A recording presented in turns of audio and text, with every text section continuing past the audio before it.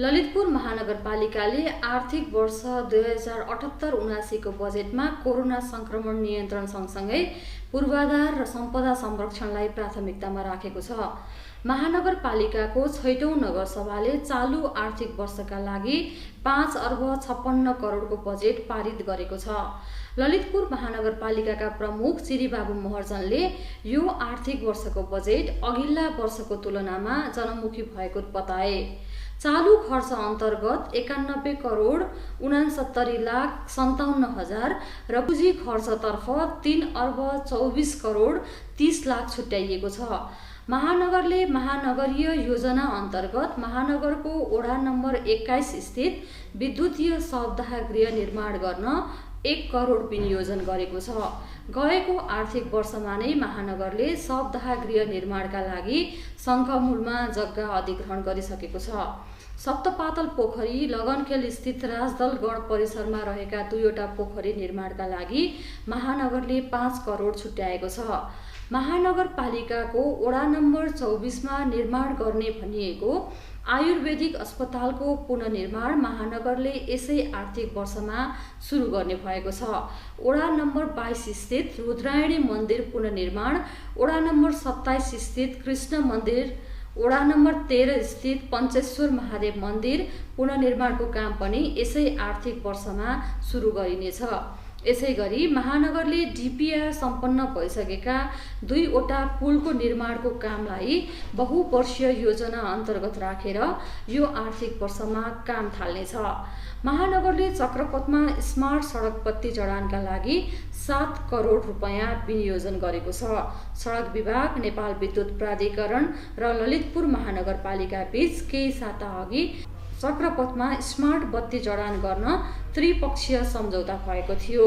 यसैगरी महानगरले कोभिड विशेष अन्तर्गत 5 करोड रुपैयाँ छुट्याएको छ। मेयर साहब नमस्कार। नमस्ते। नमस्कार। यो ललितपुर महानगरपालिकालाई यो 78-79 को बजेट पारित गर्न अलिकति रस्साकसी नै गर्नु पर्यो, त्यसको कारण चाहिँ के हो? चुनाव लाग्ने भएको कारणले चाहिँ विपक्षीहरूले अलिकति मलाई कस्न खोजे जस्तै देखियो। अब यो भनिरहँदाखेरि मैले यो पछिल्लो कालखण्डमा चाहिँ ललितपुर महानगरपालिकाबाट गरिने जुन कामहरू, प्रोजेक्टहरू चाहिँ अलिक बढी नै जनमुखी टाइपका प्रोजेक्टहरू छन्। यो भनिरहँदाखेरि हाम्रो यो चक्रपथमा हामी जुन स्मार्ट स्ट्रिटलाई राख्ने कुरा छ त्यसमा पनि हामीले ब्रेक थ्रु गऱ्यौँ, सम्झौताहरू गऱ्यौँ। अनि त्यस्तै हाम्रो यो उसमा लगनखेलमा चाहिँ जुन राजदलले विगत 50-55 वर्षदेखि लिइराखेको 3टा पोखरी हामीले फिर्ता लिएर त्यहाँ चाहिँ कमलको फुल फुलाउने भन्ने योजना हामीले प्रस्तुत गऱ्यौँ। अनि त्यस्तै कोभिडबाट सङ्क्रमित भएका, मृत्युवरण गरेकाहरूलाई चाहिँ हामीले चाहिँ आर्थिक प्याकेजको जुन हामीले घोषणा गऱ्यौँ, यी आदि इत्यादि जनमुखी कार्यक्रमहरूले गर्दाखेरि पक्कै पनि विपक्षीहरूलाई अलिकति अपच भए जस्तो लाग्यो। हजुर, अन्तत बजेट पारित भयो।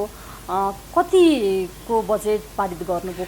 असारको 10 गते नियमतः सुरु गर्नुपर्ने बजेट सेसन हामीले विधिवत सुरु गऱ्यौँ, तर कोरम पुगेन र कोरम नपुगेको कारणले गर्दाखेरि हाम्रो 2टा बैठक चाहिँ हामीले बैठक गर्न सकेनौँ र तेस्रो बैठकमा जुन बैठकमा चाहिँ 25% कोरम भए पुग्ने थियो त्यो बैठकमा चाहिँ विपक्षीहरू आउनुभयो र त्यसपछि हाम्रो बैठक चाहिँ हाम्रो बिजनेस अन्तर्गत नै सुरु भयो। र यो भन्दाखेरि हाम्रो चाहिँ यो असारको मसान्त, त्यो भनेको चाहिँ असारको 31 गतेसम्म नै बजेट सेसन चाहिँ गयो र असारको 31 गते लगभग मध्यरातमै मात्र हामीले चाहिँ बजेट पास गर्न सक्यौँ। र यो पटकको बजेटमा चाहिँ हामीले 5 अर्ब 56 करोड रुपियाँको चाहिँ बजेट पारित गरेका छौँ। गत वर्ष पनि हामीले कोभिडको निमित्त रकम छुट्याएका थियौँ 19 करोड रुपियाँ, तर त्यसमा चाहिँ हामीलाई विभिन्न किसिमको प्राविधिक, ऐन कानुन, नियम विनियम आदि इत्यादिको समस्याहरू देखा पर्यो र ती कार्यविधि, नियम विनियमहरूको अनुपस्थितिमा हामीलाई चाहिँ काम गर्न धेरै गाह्रो पर्यो। तर अन्तमा गएर हामीले चाहिँ कार्यविधि पनि बनायौँ। त्यही कार्यविधि अन्तर्गत हामीले यो कोभिडद्वारा सङ्क्रमित मृत्युवरण गरेका तीहरूलाई चाहिँ हामीले आर्थिक प्याकेजको घोषणा गऱ्यौँ। त्यसमा चाहिँ हामीले गत वर्ष 19 करोड रुपियाँको आर्थिक प्याकेज घोषणा गरेकोमा लगभग 4 करोड रुपियाँ जति चाहिँ खर्च भइसकेको थियो भने अब यो जुन आर्थिक प्याकेजको घोषणा हामीले गत वर्ष आर्थिक वर्ष 2078-79 वैशाखतिर हामीले यो गऱ्यौँ। गरिसकेपछिको अवस्थामा त्यसको आर्थिक दायित्व जति पर्छ त्यो चाहिँ क्यारी अन भएर आर्थिक वर्ष 2078-2079 पनि त्यही बजेट शीर्षक अन्तर्गत बाँकी रहेको पैसाबाट चाहिँ त्यो जुन हामीले कोभिडद्वारा सङ्क्रमितहरूलाई चाहिँ आर्थिक प्याकेज दिने भनेका छौँ त्यही पैसा चाहिँ हामी अब प्रयोग गर्न गइरहेका छौँ र यसको निमित्त हामीले कार्यविधि तयार भइसकेको छ। कार्यविधिको सन्दर्भमा महानगरपालिकाको सभामा पनि छलफल भयो र त्यहाँबाट पनि यसको चाहिँ अनुमोदन भइसकेको छ। यो सँगसँगै अरू खालको कामहरू यो यहाँले अघि पनि भन्नुभयो जनमुखी बजेट छ हाम्रो भन्नुभयो, के कुरालाई प्राथमिकता दिन्छ? यसमा चाहिँ हामीले यो ललितपुर महानगर क्षेत्रभित्रमा सबै ठाउँमा नै हामीले स्मार्ट स्ट्रिट लाइटको राख्ने भन्ने हाम्रो व्यवस्थापन गरेका छौँ। त्यस्तै हाम्रो यहाँ चाहिँ धेरै ठाउँमा हाम्रो एकदमै राम्रो किसिमको कालोपत्रे गर्ने हाम्रो योजना छ। त्यस्तै अब हामीले चाहिँ यहाँ महानगरवासीहरूलाई चाहिँ एक किसिमले हामीले चाहिँ यो निमोनियाको भ्याक्सिनेसन दिने त्यो पनि हाम्रो चाहिँ योजना छ। हजुर, अब यो यहाँहरूले यो चाहिँ यहाँहरूको कार्यकालको चाहिँ अन्तिम बजेट भयो। अब 5वटा बजेट बनाइसकेको अवस्थामा कम्पेरिजन गर्दाखेरि चाहिँ कुन चाहिँ बजेट, कुन वर्षको बजेट चाहिँ एकदम जनमुखी भयो भनेर पनि एकपल्ट भनिदिनुहोस् न।